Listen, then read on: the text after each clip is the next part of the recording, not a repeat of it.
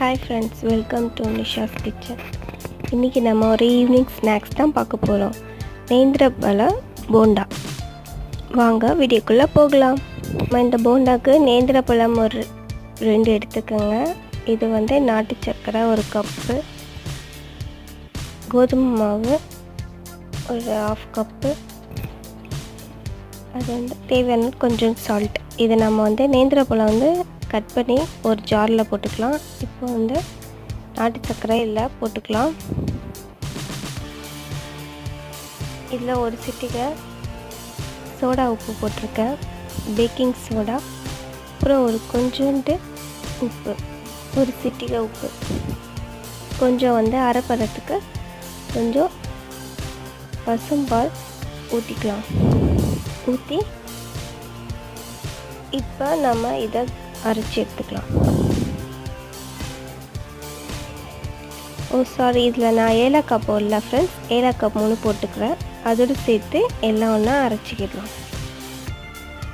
Okay, இப்போ நம்ம இந்த வாழைப்பழத்தை அரைச்சி எடுத்தாச்சு.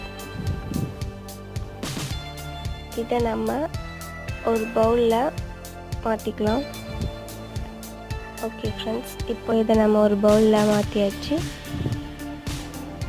இப்போ இதில் நம்ம கோதுமை மாவு போட்டு மிக்ஸ் பண்ணிக்கலாம்.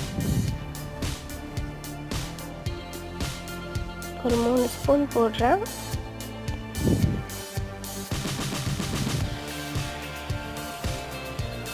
நம்ம எவ்வளோ தேவையோ நம்ம அந்த அளவுக்கு அந்த பதம் பார்க்கணும். அந்த பதத்துக்கு அளவுக்கு கோதுமை மாவு போட்டுக்கலாம். நம்ம போண்டா போடுற அளவுக்கு மாவு ரெடி வந்துடுச்சுன்னா நம்ம ஸ்டாப் பண்ணிக்கலாம்.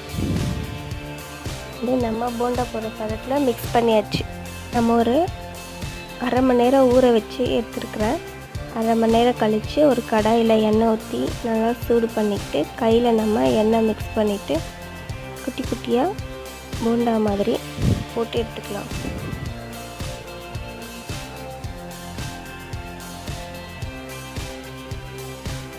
கையில் தண்ணியே இல்லை எண்ணெயை அப்ளை பண்ணி நம்ம போடலாம். அப்போ கையில் ஒட்டாது. நல்லா கோல்டன் ப்ரௌனில் சிம்மில் வைங்க. சிம்மில் வச்சு ஃப்ரை பண்ணால் நல்லாயிருக்கும். உள்ளே நல்லா சாஃப்டாக வைக்கும். ஓகே ஃப்ரெண்ட்ஸ், இப்போ நம்ம போண்டா ரெடி. நம்ம நேந்திரப்பழ போண்டா ரெடி. நீங்களும் உங்கள் வீட்டில் ஈவினிங் ஸ்நாக்ஸாக ட்ரை பண்ணுங்கள். தேங்க்யூ ஃபார் வாட்சிங். Bye friends.